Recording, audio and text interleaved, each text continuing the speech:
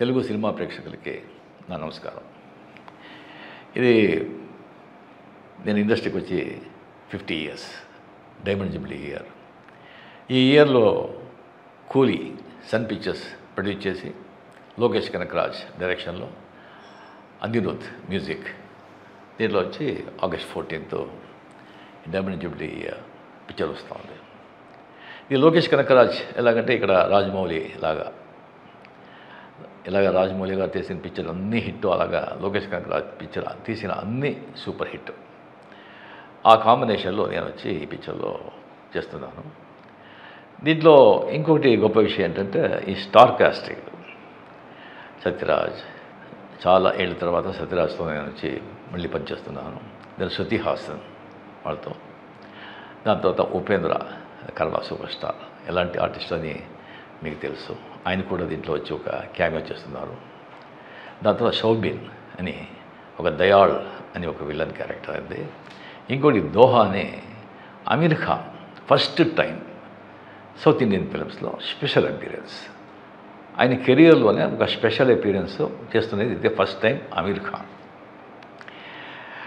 దాని తర్వాత ఇంకా చాలా పెద్ద అట్రాక్షన్ ఏంటంటే కింగ్ మన నాగార్జున గారు దీంట్లో యాంటీ క్యారెక్టర్ విలన్గా చేస్తున్నారు. ఆ సబ్జెక్ట్ విని వెంటనే నేను వచ్చి ఆ క్యారెక్టర్ సైమన్, అది నేనే చేయాలని ఆశ. అంత ఒక నాకు ఎప్పుడూ విలన్ చేయాలంటే చాలా ఇష్టం. విలన్ కదా బేసిక్గా. ఆ క్యారెక్టర్ ఎవరు చేస్తారంటే అది చాలా స్టైలిష్గా ఉండాలి అండ్ ఫెంటాస్టిక్ క్యారెక్టర్. అది కరెక్ట్గా డైరెక్టర్ గారు వచ్చి ఒక 6 months ఆ క్యారెక్టర్ని ఎవరిని కావాలని చెప్పి, దాని తర్వాత నాతో సార్ ఒకరితో మాట్లాడుతున్నాను. 6 times వచ్చి మీటింగ్ అయిపోయింది, సిట్టింగ్ అయిపోయింది, ఎలాగైనా ఆయన వచ్చి తీసుకొచ్చేస్తాను అని చెప్పారు. నాకు ఎవరు అని. దాని తర్వాత ఉండే సార్ గుడ్ న్యూస్, ఏంటి సైమన్ క్యారెక్టర్కి యాక్టర్ దొరికారు. ఎవరు? నాగార్జున. నాకు షాక్. నాగార్జున గారు, మన కింగ్ నాగార్జున ఒప్పుకున్నారా? అవును సార్.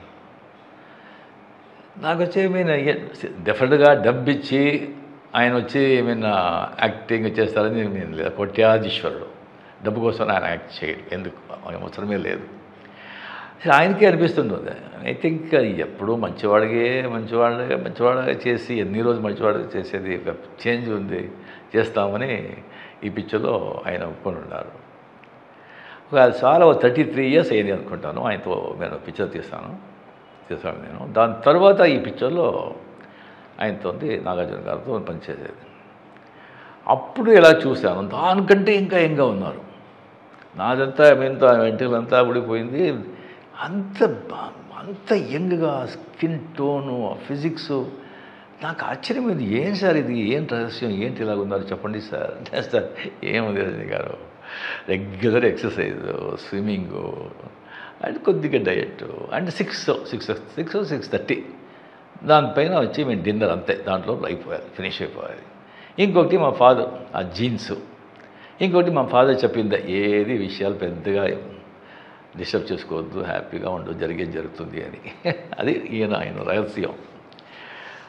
దాని తర్వాత దీంట్లో వచ్చి ఒక 17 days ఇన్ థాయిలాండ్లో వచ్చి ఆయనతో కలిపి కంటిన్యూస్గా వచ్చి పనిచేసే ఒక అవకాశం దొరికింది.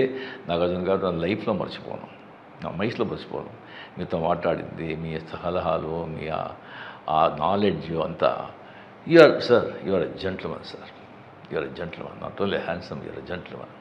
అండ్ ఆ సైమన్ క్యారెక్టర్లో నాగార్జున గారు పర్ఫార్మెన్స్ చేస్తుంటారు యాజ్ ఏ విలన్. నాకే వచ్చి నేనే ఇలా చేయగలను అనిపించింది. ఫెంటాస్టిక్, అదురు కొట్టేశాడు నాగార్జున గారు. డెఫినెట్గా ఫ్యాన్స్ వాళ్ళతో చూస్తే అది super. The highlight Nagarjuna and Aamir Khan and Soubin, Shruti, ఒక్కొక్కరు ఆ పిక్చర్లో. అండ్ ఎస్పెషలీ నాగార్జున గారు టెరిఫిక్ యాజ్ ఎ సైమన్. ఇలాగ భాష, దాంట్లో ఒక యాంటనీ లాగా కూలీ, ఒక సైమన్. సో అనిరుద్ మ్యూజిక్తో డెఫినెట్గా ఫెంటాస్టిక్గా చేస్తుంటారు. ఈ పిక్చర్ చాలా బాగా ఆడాలి, మీరు ఆడించాలి అని దేవుడిని ప్రార్థిస్తూ సెలవు తీసుకుంటాను. నమస్తే.